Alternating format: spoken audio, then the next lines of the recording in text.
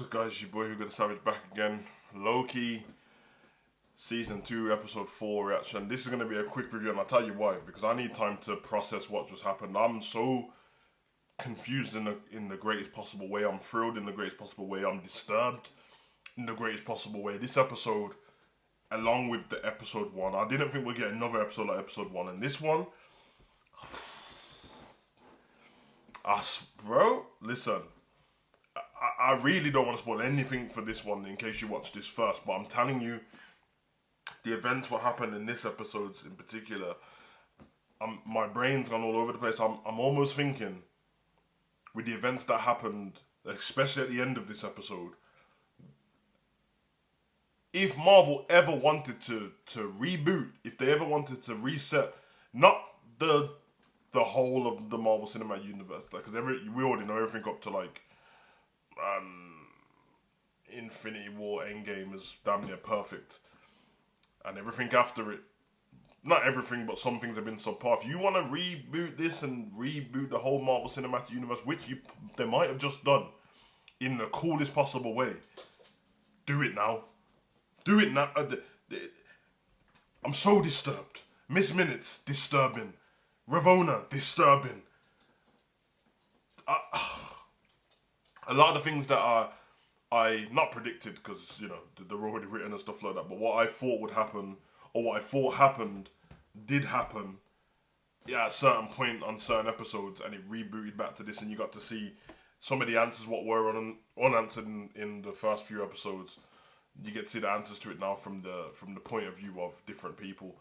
I have to say that Victor Timely in this episode, obviously we know that he went through the door to the TV in the last one. Seeing him meet Ouroboros and their chemistry between each other, the fanboying over each other, the fact that without each other none of them work.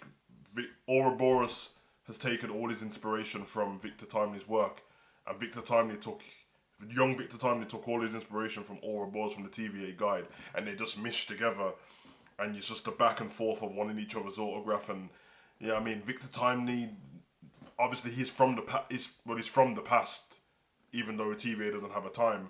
So he's discovering stuff like hot chocolate machines and that, and he's all amazed by everything, and he's so good. I have to say, I'm so happy, and Jonathan Majors, I'm so happy that the legal things are cleared up.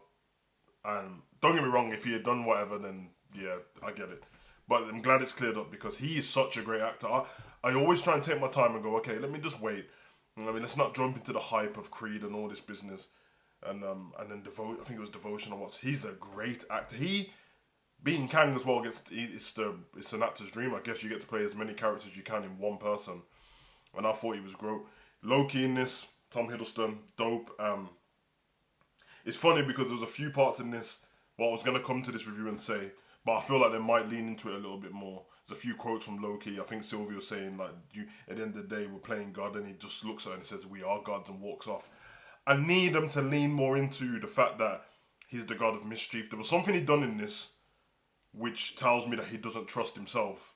Perfect. But Sylvie's she's more like hardcore than this current Loki. Even though this Loki is the same Loki from before. So I don't want him to be a bad guy again. I don't need him to be a villain, but what I need him to do is give us some feeling at home that we don't know. Ooh, Loki might do. You know what we had before with Loki when he was working with Thor? There's always this inkling like, I don't know about this, man. He saved him, but has he done this for that? He took the Tesseract, and I like that feeling because it leaves you on the edge of your seat. But in terms of everything else, I thought it was great. I thought the structure of this show was great. The risk factor in this was amazing. Miss Minutes, so disturbing. I didn't know that I had met Miss Minutes before. Obviously, the voice actor, I met her at Comic Con, but I didn't know it was her. I just checked and I'm like, oh yeah, I met her, man. Cause she done bubbles for Powerpuff Girls. I think she signed something for me, but that's kind of dope still. I didn't know it was her. Great voice actor, very disturbing. There's some deep scenes in this with B-15 and Mobius, and Sylvia and Mobius. And we'll get to that in the next episode, I'm sure. And finally, we'll probably discover Mobius' timeline as jet ski salesman, probably. Although, with the event what happened at the end of this, I don't know if the timeline's done. One thing I will say is, before I leave, is if it is done, then it kind of reset Ant-Man, which means those Kangs what we saw are in the past, and we don't have to see them again, and we can just move on to, because everything we've had in this, the He Who Remains and the Victor Timely, and it's been perfect. I don't know, man. The Kang in Ant-Man's alright, but the Kang variants at the end of Kang Man, I don't know about them. They looked a bit rust. But anyway, I've been your boy Gustavus. Comment, like, subscribe, share. Let me know anything in the comment section. Obviously, I would love to go into more detail, but I don't want to spoil it. I need to process it and probably watch it again.